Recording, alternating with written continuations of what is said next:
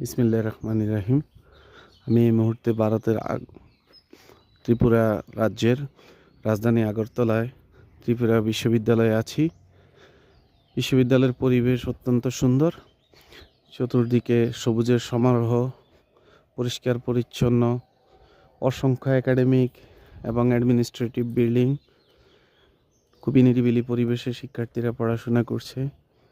আমি বেশ কয়েকটি ক্লাসরুম ভিজিট করেছি, কিন্তু এখানে সীমাবদ্ধতার কারণে, যেহেতু প্রতিষ্ঠানে ভিডিও করা বা ছবি তোলার ক্ষেত্রে কিছু বিধিবিধান আছে, এই জন্য আমি সবগুলো ছবি বা ভিডিও করতে পারি নাই। আমাদের বাংলাদেশিরা যারা আগরতলায় আসবেন, বিশেষ করে শিক্ষা সংক্রান্ত বিষয়ে যাদের আগ্রহ আছে, তারা ত্রিপুরা বিশ্ববিদ্যালয় ভ্রমণ করে যেতে